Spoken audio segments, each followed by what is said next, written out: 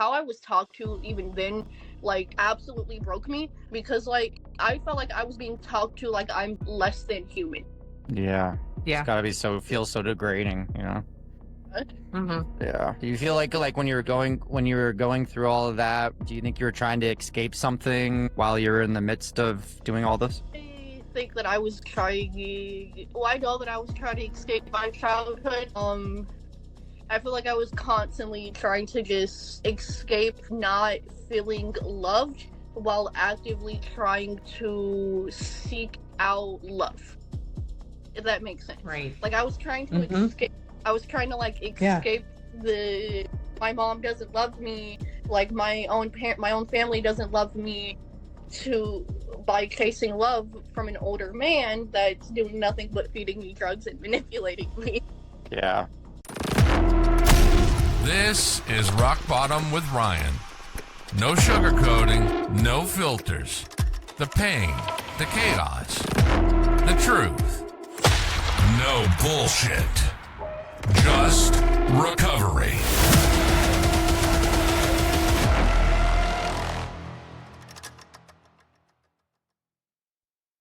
Hey everyone, I just want to welcome you to another episode of Rock Bottom with Ryan, and just want to let you know that this episode is once again brought to you by Sober Strong Apparel. Sober Strong Apparel isn't just lifestyle wear, it's battle gear, heavyweight tees, hoodies, and gear for ones who draw a hard line. Clean, sober, no compromise. We rep sobriety like a badge of honor, and every piece you throw on says you're a part of the crew that doesn't back down. And every order fuels recovery with 10% donated to treatment facilities. Because we don't just talk about it, we stand on it. So check out SoberStrongApparel.com. Use code ROCKBOTTOM, all one word, capital letters, for 15% off. That's SoberStrongApparel.com, code ROCKBOTTOM for 15% off. Check it out. A lot of great gear. I love what this company stands for. Really quality apparel, very thick clothing, t-shirts, sweatshirts, good graphic tees, everything. So check it out. A lot of great options. SoberStrongApparel.com, code ROCKBOTTOM. Thank you for all your support. And don't forget, if you're new to listening to this or have been listening, don't forget to subscribe on YouTube and Spotify to support the show. I appreciate all of you. Thank you so much. Have a great day. Enjoy this episode. All right. Welcome to another episode of Rock Bottom with Ryan and Rachel, here with my co-host Rachel Sereni today. And we have Celeste as our guest. How you doing? Don't be nervous. Okay. You can vape on the show. I vape all the time. So if that helps you relax, by all means. Yeah. But we're excited to have you, and the good thing about the show is we are open, talk about anything. There's no pressure, so we're just excited to have you on and share your story today. And based on what we talked about when we met on Instagram, it sounds like you got a lot of important things to share that our listeners should hear. So first and foremost, as you know, we talk a lot about recovery on here and a lot of other things involving addiction and trauma. So do you have a sober date? My sober date is March 1st, 2023. I keep trying to say 4th. I'm sorry, that's a completely date. That's okay. All right, and then what were your drink or drug of choice? My drug of choice was a Xanax, but then that later turned into. Oh, okay. I too was addicted to Xanax, so I could relate. Same here. I had a huge bottle full of bars one time, like unlimited supply, and I can't believe looking back at it how much money that was worth. And I just ate them all like candy. Holy fuck. Blackouts. When I was using, Xanax was relatively cheap. I think I was paying maybe $5 for a bar. Yeah, I was paying like $12 a bar at one point, Oh, but yeah. I was making good money, so I'd buy them in just huge bulk and get them for cheaper. But then I was like, I would eat them like Skittles, you know?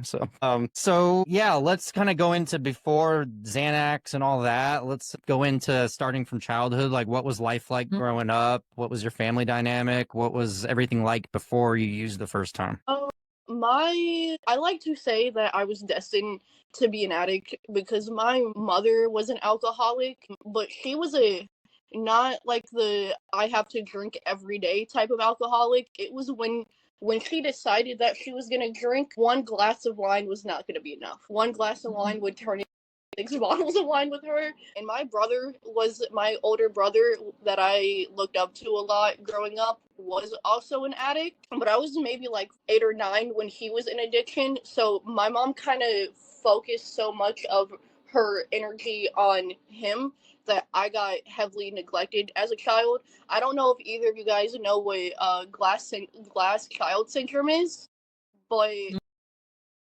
I'm very much a product of that. Glass child, for like the people that aren't familiar with it, glass child syndrome is basically when you are the child, or when you are the sibling of when you're a sibling of someone that has like mental disabilities, mental health issues, things like that, and your parents kind of have to focus so much of their energy on to them that they forget about you. Wow, that is interesting. Okay. And then, like, I'm sure that's the case a lot because I've heard of a lot of people who had siblings who were like autistic or Down syndrome and stuff. And I just recall the friends I had in high school who had that situation. There's like 2 friends I can notably think of that felt like they were ignored. And they're like, no, they're focused on them. They don't care. They're not coming to my game, that kind of thing. So I get it. Yes. Yeah. And because of that, I have a question. Because of that, you felt neglected in a sense, right? And is that what made you turn to using? And what was the first substance? Tell us what that was like. I definitely, now that like I'm older and I healed from a lot of what happened in my childhood, I definitely think me being neglected was a big part in what led me to start using. The first substance that I ever touched, funny enough, was alcohol. I think I was maybe 14 and I had like older friends. Worth say, but it definitely was not actually friends. They were really older men that I would find on the internet, like through different apps, and I just wanted to feel loved, and they brought me around different substances. The first time that I drank, I like to say that it felt like meeting your toxic ex for the first time. Such a great way to say it.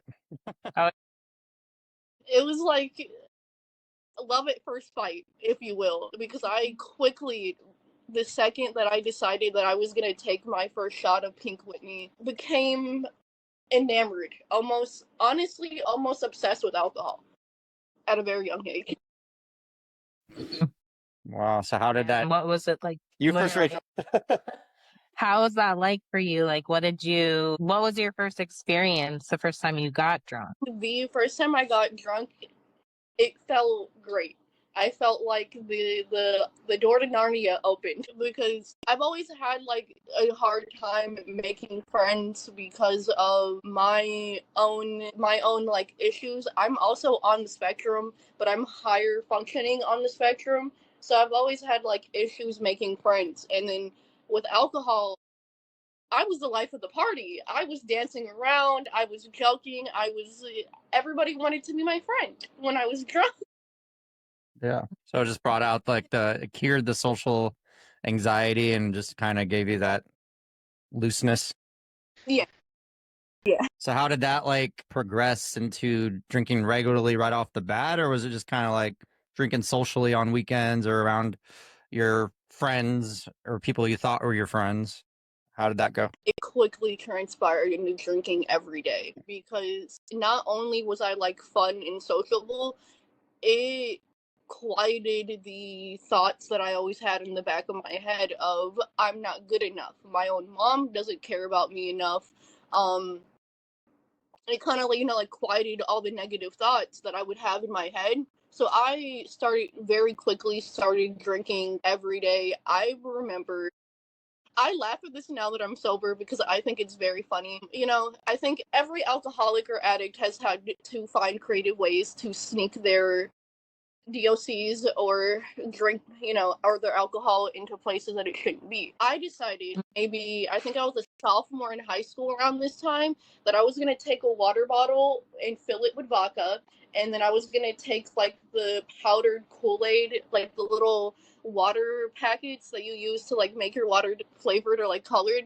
I was going to put that in the water bottle that had vodka in it, so that when I would be in school chugging this bottle, they would just think that it was Kool-Aid. No, Yeah, I used to disguise my guilty of Gatorade. that. So yeah. I'm actually guilty of doing that too. And I would drink a flavored vodka. All it would do is just flavor the vodka. Yeah. Yeah. I didn't do it in high school though, but I did that just to get around like public places with my kid. Yep. Honestly, look back at the things that I did in high school, as far as my addiction, and I sit here and like, how did nobody know? Did my teachers think it was normal to just see me stumbling around like in class? Yeah.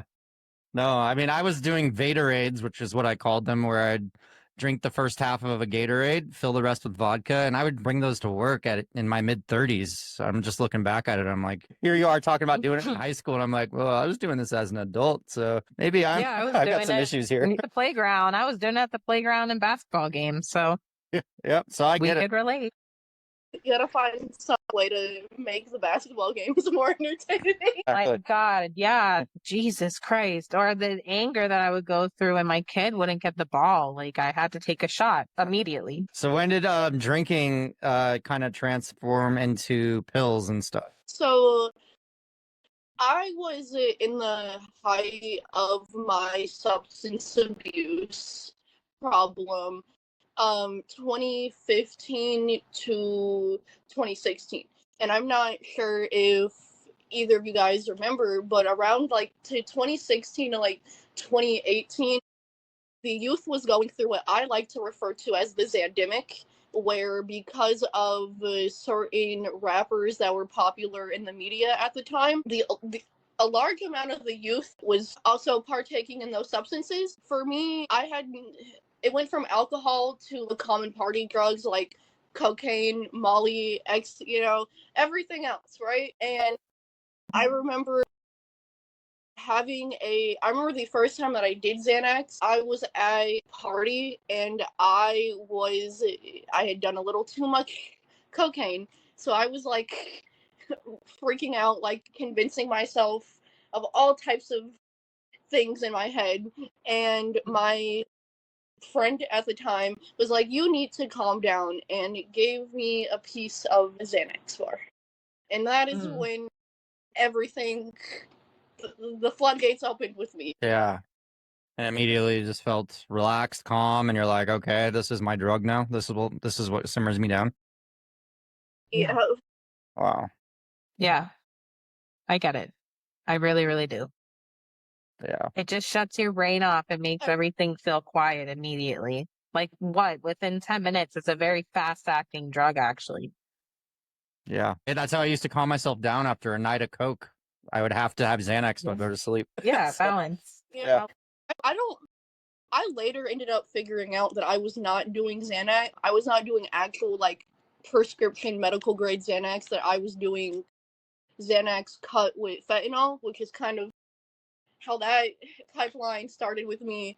And I remember having like my brain just not working, but everything feeling so mellow and kind of euphoric.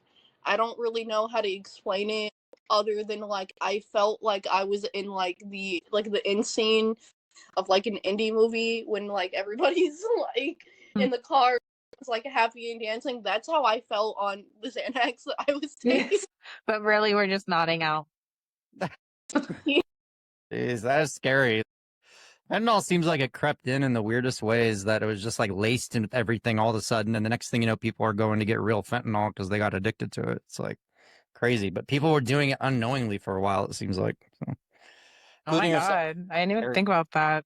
Yeah. I didn't even think about that. And what was your 24-hour period for you like when you were using? Would probably wake up maybe 3 or 4 o'clock in the afternoon. Because the night before, I was out partying. Yeah, we're gonna just say like after I became 18, because I ended up spiraling into addiction so bad that I dropped out of high school and was like, this isn't for me. I'm gonna live my life and go. After I dropped out of high school, I would probably wake up at like 3 or 4 o'clock in the afternoon from a night of partying. My makeup probably was 4 days old. I I remember I wouldn't like take my makeup off. I would just go to sleep with it on, and then if it looked like a fresh face of makeup, I'd keep wearing it until it didn't look like a fresh face anymore. I could relate to that. I'm Me sorry. too. I have that problem to this day. Yeah. No, no, it's so bad for you. No, when it looks good still and the eyeshadow's still good the next morning after partying, I'm like, let me just touch Just this add on up to it. and let me just fix this up. Okay. Piecing together what happened the night before was a big thing. Like my phone, my keys, my wallet, I call it the trifecta. If I had those three things on me by the time I woke up, it was a pretty good night for me. Wallet, keys, phone. That's like the thing us guys have to check. Wallet, keys, phone. If you have that, you're fine. It's okay. You blocked out. You know, you got what you need. You remember the important things. I found everything. I honestly would just text anyone that I knew at the time, you know, my other addict friends, and be like, "Hey, what are we doing today? Are we gonna go party today, or like what are we doing?" Honestly, sometimes we wouldn't even party. Like looking back at it now, like I thought it was the funnest time of my life, but we would all get together in one of our friends' cars, and we would go around our town smoking weed, like getting high, just so that we could go get money to party later in the night. We would do like Uber Eats, DoorDash. Yeah. Jesus. Crazy. So I know this is a sensitive subject that you brought up over messaging and stuff, but how did you end up getting involved in human? Yeah. So when I was 18, I think confidently I'm gonna say 18. So when I was 18, I had this drug dealer who was around my age, and he would always like, and I'm sure your co-host can relate to this because, you know, female addict things. He would always offer me like for favors, in exchange for substances, and I always like turned him down. And I was like, no, like I'm not like that. I have money, and until I didn't, because I ended up banned from Uber Eats, banned from DoorDash, so like I didn't have any ways to make money. Um, and I think I asked him. I was very desperate. I was about to go into withdrawals. I was like, I will clean your house. I will do anything that you want me to do. I just need money to buy substances. The disparity, right? Yeah. Full desperation. Ended up telling me, he was like, if you work with me, I'll just, we can work together as a team and we can make money together. He ended up convincing me to start being a midnight ballerina, a spicy dancer, if you will. Mm-hmm. I was making decent money from that, but being young and dumb and 18, I was like, more money. How can I make the most possible? I was asking him that. Sorry, I was asking him that, and that's when he brought up selling my body for money. At first, I very much was not. I was very like, I don't know if I want to do this, because like dancing was already like drawing the line for me as far as what I'm comfortable with. But he managed to manipulate me into doing it one time, and in that one for one night, and in that one night I made $7,000, and it just Wow. Yeah. let's adding an addict, or I already have an addictive personality because I'm already an active addiction from substances. Addicted to fast money now. For somebody who is, Wow. don't mind me asking, because I had some friends who were in that industry, like, did he take advantage of the fact that you were young and he was kind of managing you? Was he taking a percentage that like wasn't fair looking back at it? Like none of it's fair anyways, but I'm just saying like, how did that work? Yeah. Taking money from me. I remember he was taking 70% of it and I was keeping 30% of it. Yeah. And that's when he would let me keep the money. Most of the time he would just I would just have to give him the money, and then if I wanted anything, he would pay for it. So if I wanted my nails done, Just a control thing. yeah, I Yeah. had no access to most of the money that I was making at that time. Wow. Wow. That is crazy. I'm so sorry. I'm sorry. Yeah. Dude. Yeah. I mean, I definitely could relate when it comes to, drug dealers and men offering drugs and stuff like that for me to, hook up with them. But I was a violent addict, so I would either punch them or rob them or something like that. But I definitely ran around town and gang banged and did things I shouldn't do and helped rob people so I could get my shit. So I did illegal things to get my drugs, but I would use my sexual. I would be the, what is it called? Like the scapegoat, having a female. Like, I call it the bait, Wow. yeah. Crazy. What did like your substance use? How did that play a full role in why you were doing it, or was there? Sorry, I was thinking out loud. Continue. Oh, that's okay. I'm just saying. So substance use and getting your next fix played more of a role than the financial gain, or was it kind of a combination? It was a combination. I grew up very. I don't want to say very poor. I grew up living paycheck to paycheck. Where the only time that I would get like nice presents or like nice clothes was tax return season. So for me to go from having absolutely nothing that I wanted to being able to my nails done all the time, my hair's done all the time, like I'm in $3,000, like my entire outfit is probably somebody's rent money. That definitely played a big part in why I didn't want to stop, even when I tried to get sober while actively being. Were there any situations that stand out that were like you were frightened for your life and realized that like, hey, you're putting yourself in danger and all that stuff? I remember when so before I ended up escaping, I had a realization of what this actually was, because he had manipulated me, and I definitely deluded myself into thinking that I wasn't a victim, that I'm a young high 18-year-old girl, like being an entrepreneur. That's Yeah. what I deluded myself into thinking at the. And when I had the first realization that I was being trafficked, me and him had gotten into an argument after my realization.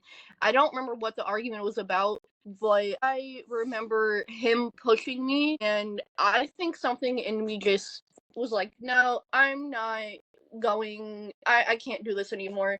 And I remember grabbing an empty Hennessy bottle and throwing it at his head.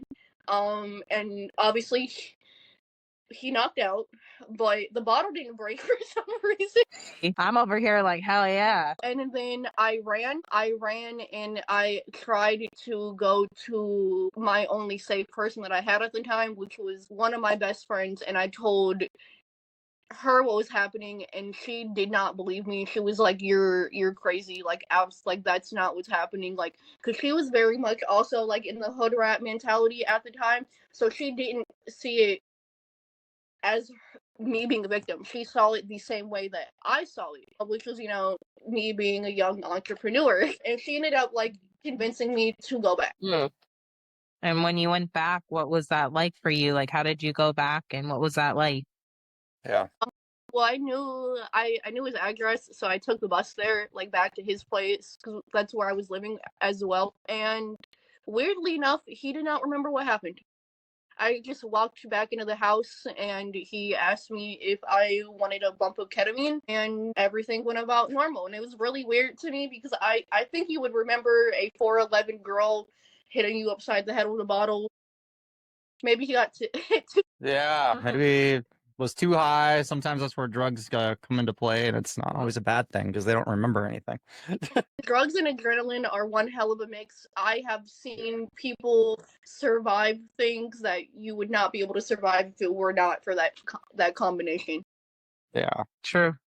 What so like what moment after all of that What moment was like a turning point for you that led you to want to get out of that game? The first time that I got arrested, I will go on record and say that Florida probably has the worst jails that I have ever seen in my life. When I got arrested for prostitution the first time, it was from a sting operation because Florida is very big on human trafficking. So there's always like a lot of sting operations where they have undercover cops. That's how I got caught the first time, and I remember them treating like terribly in jail.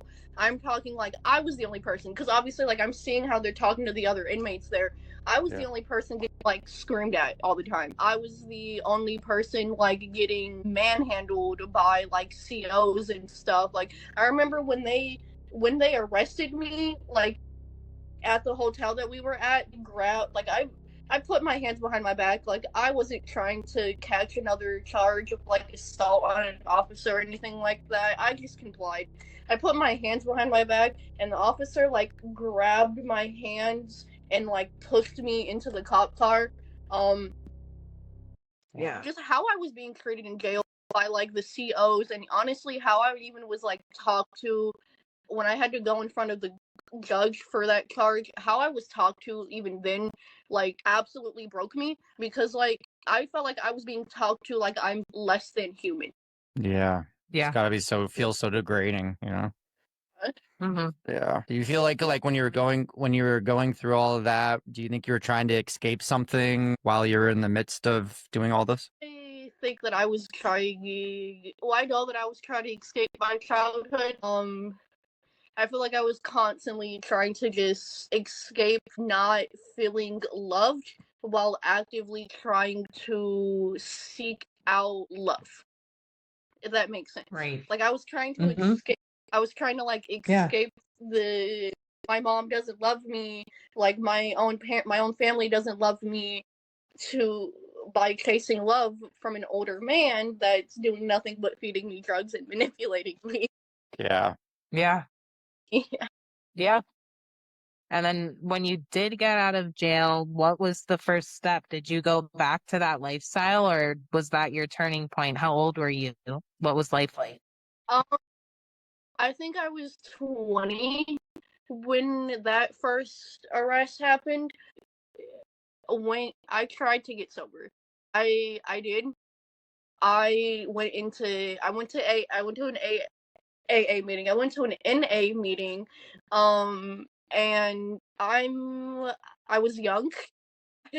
I was young, and I honestly do not think that I fully understood that I was an addict yet. I genuinely think that I still was like, I'm partying, I'm living life. Like everybody that has a problem with me living my life the way I am is just hating me because I'm hot. Like that truthfully was my mentality at the time. Yeah.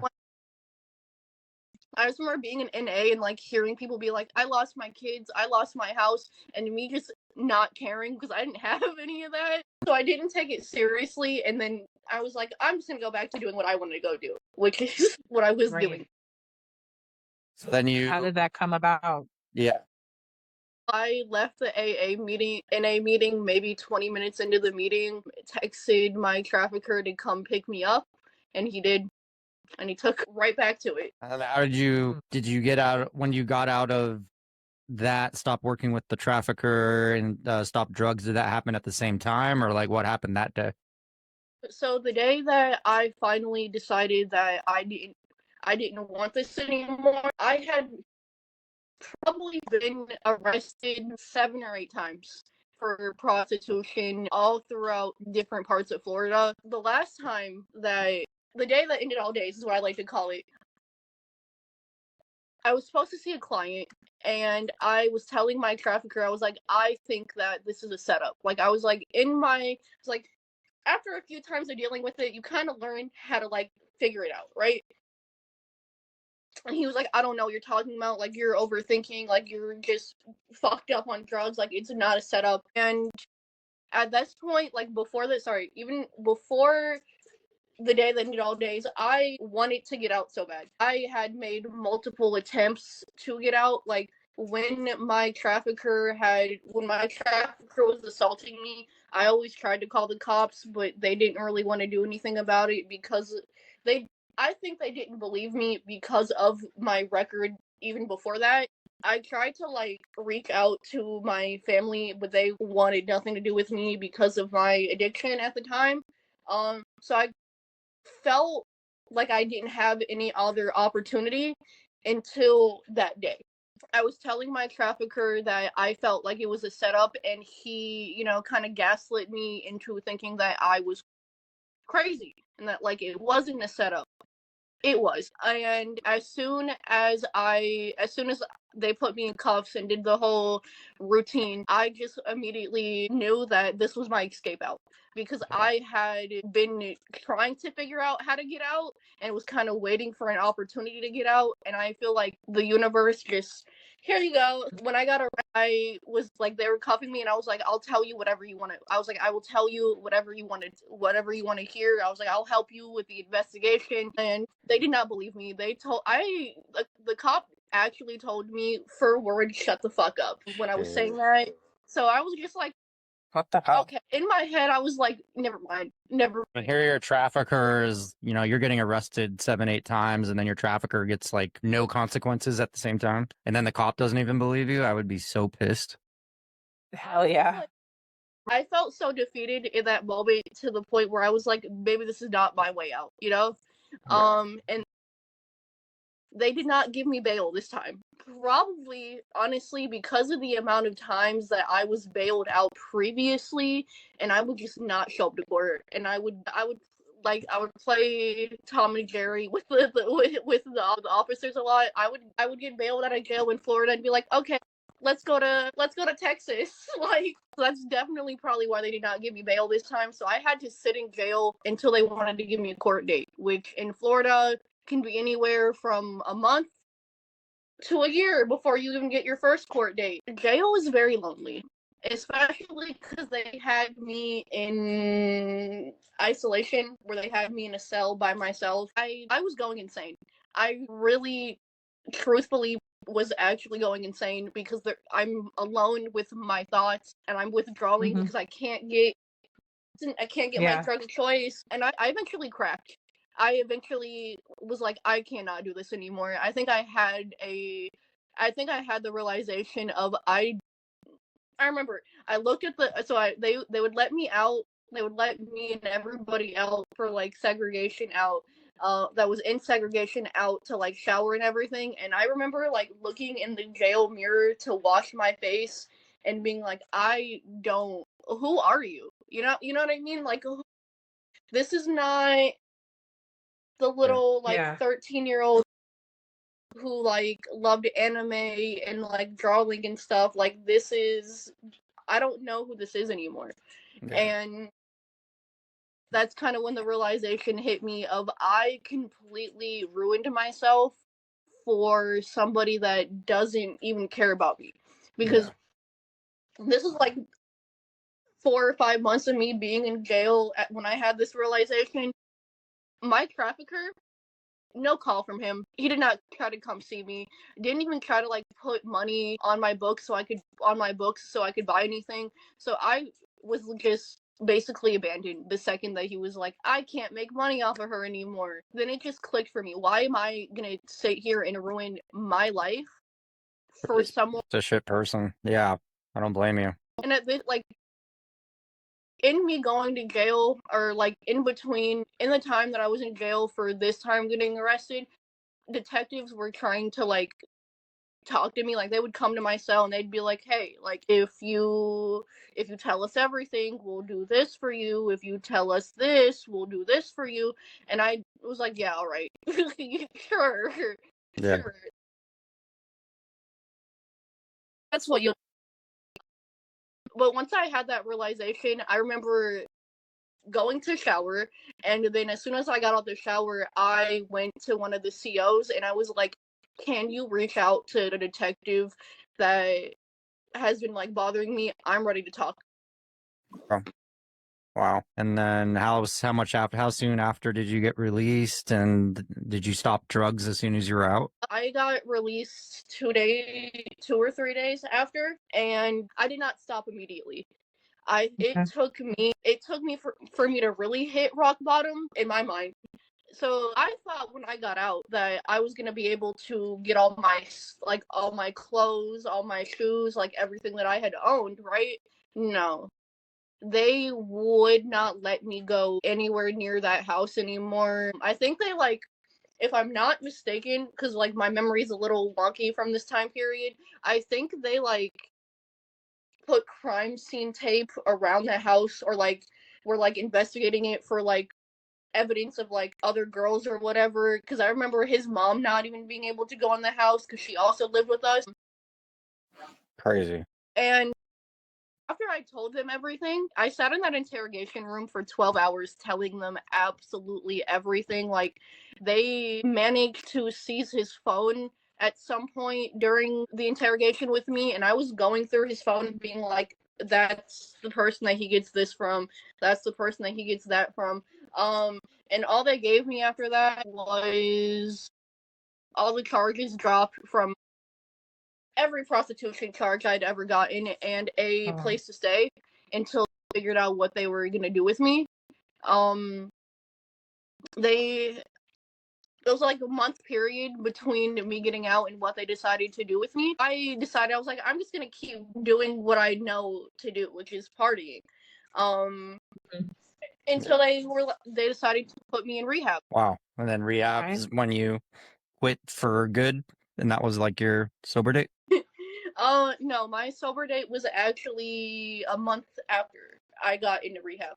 I ended up AMAing from rehab because I felt that I felt like I didn't belong in rehab because everybody that I was with was like 40 to 50 and I was just still young and immature. I ended up deciding to check myself into rehab after a very traumatic moment. If you don't mind me asking, what was that moment like? What was that moment where you were like, I need to check myself in? I was partying a lot with people. At this point, I'd started using fentanyl, or I was very much using fentanyl. I would just mix it into my coke, or I'd mix it into my ketamine, and then when people would ask me to have some of mine, I'd be like, no, this is my special bag. But I had this friend that I made during active addiction. She was my ride or die at the time. We did everything together. We were always by our side. And I thought that she was around my age, but she was not. We were at a party one night and she decided that she was going to accept coke from a random person. She did a line probably about the length of my vape. Straight, just all in one go. And I remember her doing the line, looking up at me, and then her just not responding.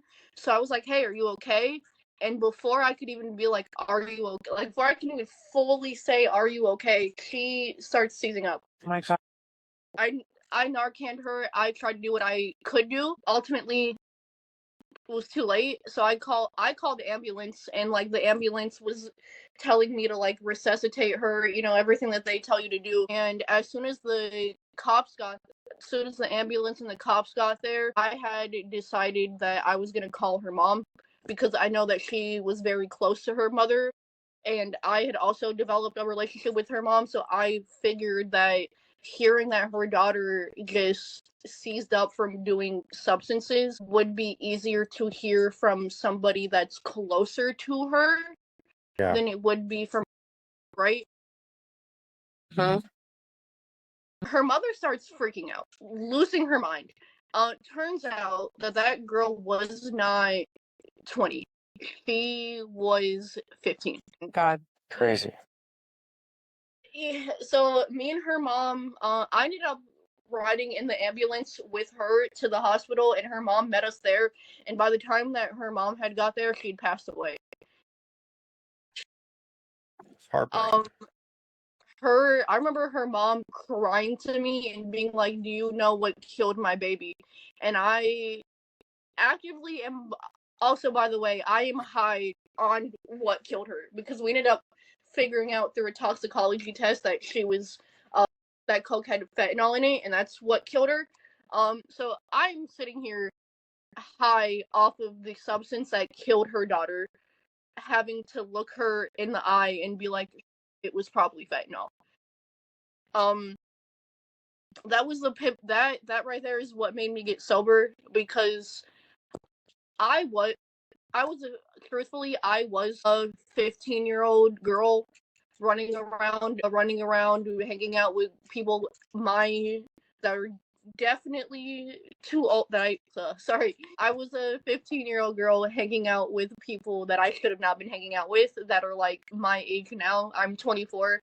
I was just lucky to survive, and I feel that's what that could have been me that passed away at 15. You know what I mean? Like, it made me sit there and That's an intense wake up. Yeah.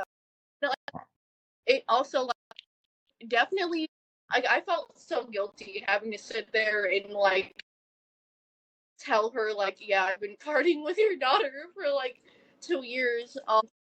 Yeah. And that's when I decided to go, because, one, that could have been me, and also, like, if I had, when I decide to have a child, I don't want my child to end up the way that I did. You know, I don't want my child to end up 16 years old, spending her Friday night drunk as shit in a Sonic parking lot, like, trying to get an older man to fucking buy me more alcohol. I want my daughter to be 16, looking at colleges, and that's not gonna happen if I continue the lifestyle that I chose. If I had continued to go down that path. Right. Okay. And when you did go to rehab, how long were you in there for? I was in rehab for 90 days at first, and then they transferred me to I forgot what they're called. PHP, yeah, PHP program. And through that program, I learned a lot about myself, and through hearing other stories, I learned a lot about how the system fails people, because one of my best friends at the time, when I was, like, first getting sober, she was the smartest person you would ever meet. Like, I genuinely think that, like, had she, grew up with a silver spoon in her mouth and grew up with, like, a lot of other opportunities, that she would have been a millionaire. And, like, it motivated me, but, like, also made me feel very guilty, because I'm hearing stories of how people are, like, watching how, like, their friends have, like, lost their life. Sorry, I'm in meetings hearing how, like, people's friends, like, lost their lives just overdosing on cocaine. I've managed to survive how many overdoses on a drug that, if you even touch, can kill you? Yeah. Yeah. Like, So survivor's guilt kind of thing. yeah, and even, like, with trafficking, like, I would, like, women trafficking, like, addiction and trafficking with women are a lot more common than people think they are. So I met, like, a lot of other trafficking survivors, and a lot of them were not as lucky as me. For me, like, I got out completely unharmed. There was a girl that I was in AA with at a point in time, where when she had, like, a scar from right here all the way to, like, right here, because when she tried to escape, her trafficker attempted to unalive her. It just kind of put a lot in perspective for me of, like, okay, if I made it out so many dangerous situations, what is my reason? Yeah. Yeah. You have a reason to be here. I mean, so many dangerous situations, not just drugs, but trafficking as well. So, I mean, in so many ways, you just gotta be grateful that you survived it for a reason and you lived to tell the story and to help others, like you're doing, sharing on this podcast. Yeah. 100%. Exactly. Oh. Exactly. And then, yeah, no, seriously, thank you for sharing all of this with us. So you did rehab for 90 days, and then what? What was the next step? What did you do? Did you continue going to meetings? Yeah, I was in a PHP program, which is a partial hospitalization, where basically you have from like 8 a.m. to 5 p.m. you have to do like one meeting a day. You have to like do group therapy, like things like that. And then after 5 p.m. till a certain time, you were allowed to go do whatever you wanted to do as long as somebody that was in the program had your location and knew where you were. And then once I got through that, they put me in sober living. Which I don't really think that I needed sober living, honestly. Just because of like I knew after rehab, I was like, I'm never using again. Like the determination after rehab, I was like, I'm not using again. I can't do this because you sit here and you like listen to everybody else's story, and it's like it puts things in perspective for you. I'm listening to a woman's story that's my mom's age telling me how she like had to drink at her daughter's funeral just to go through like get through it. And they like me like I don't want to do that to my mom. Or like I'm sitting here like somebody that's like 14 also in rehab and I'm like that could have been me. Yeah. Yeah, Crazy. it changes your mindset for sure. And what has the past 3 years, it's a little over 3 years, right? A little over three Yeah. years. Yeah. What has that been like? It's come with its up and downs. There's been times where I have thought about where the thought of relapsing has crossed my mind, but I've really been working on trying to figure out my purpose, and I recently have figured it out. So I've kind of been trying to build my platform to attempt to be able to do what I want to do or what I feel is my purpose. I've managed to get in a healthy relationship for the first time. So that's that's I've like since my relationship with like my family and tried to completely 180 who I used to be. But currently I've been focusing a lot on trying to educate people on trafficking because I feel like there's such a misconception about trafficking. I think a lot of people have the notion of like, you just get picked up, like you just get snatched like from you walking home from work in broad daylight. Um, that's not what it is. I mean, that's a possibility, but like what's more likely to happen is that a man or a woman, because women can be traffickers as well, sees a young vulnerable person in a situation and manipulates them. A lot of the time feeds them substances or like just uses their situation against them. Right.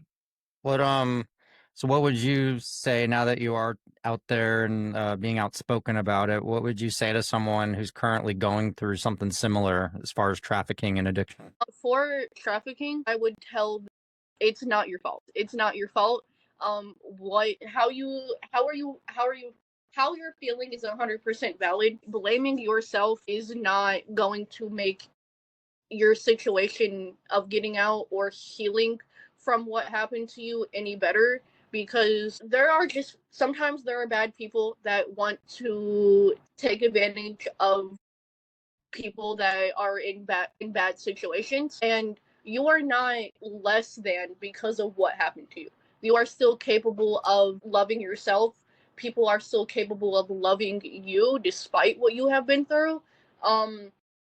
And for addiction, getting out is not hard. Or wait, sorry. Getting out is not easy, but it's worth it. Like 100%. There's not a day where I don't like sit here and like reminisce and be like, oh, 4 years ago today, like this is what I was doing. And then I look at like the life that I built for myself now that I would never believe is even possible for me to have. It's 100% worth it. It's just a matter of finding the strength within you to find why it's worth it to you. Yeah. Well said. Very well said. Exactly. Finding your why Yeah. and your purpose, exactly, and pushing yourself to be better. Rachel, do you have any other questions? No, I mean you asked the ending question technically already. Well, I was going to ask one more ending Then- question. What message do you want people to take away from your story as a whole? couple closing questions. You're very good with your words, so I wanted to entice you with another question. Word I want to say. If there was anything that I would want anyone to take from my story, is that you can find the strength within yourself to survive if you put your mind to it. Because I sat there for months and was like, I don't know how I'm going to get out, but I'm going to get out. I don't know how I'm going to get sober, but I'm going to get sober. If you have the mentality of, if there's a will, there's a way, it will happen. It's just a matter of figuring it out and taking any opportunity that is given to you to ultimately get to where you want to be. Beautifully said, honestly. No, you are an extremely strong person, just considering how you opened up about some really difficult situations in your past and stuff, and just seeing where you're at now, it's pretty incredible. So I admire you for coming on the show and sharing. Thank you. Thank you. So do I, especially as a female. Yeah. Yes. As a female, I thank you for coming on and sharing this, not just as somebody in addiction, but to be the voice of trafficking and females who feel stuck. That's a big deal. Yeah, it's something that needs to be discussed more, so I'm glad you reached out. Yeah. It's something funny that I say all the time, and it's funny because I said this today when I was having a little panic attack about coming on here. I will never shut up about surviving what I've survived, because there are people that wanted to speak up but cannot. It's so true. Facts. You're the voice for everyone out there who's, can't talk, and who doesn't want to talk or doesn't have the choice to. So, you're able to, which is amazing, and you're doing it. So, thank you. Yes, thank you, seriously. Yeah, appreciate you being on. No, this was a great talking with you and interviewing you, and just all the details about your past and stuff. I think it'll really, really help and enlighten others and shine some light on a very tough subject that doesn't get discussed enough. Thank you so much. Thank you for having me. Have a nice night. Yeah, thank you. Rock Bottom with Ryan. No bullshit, just recovery.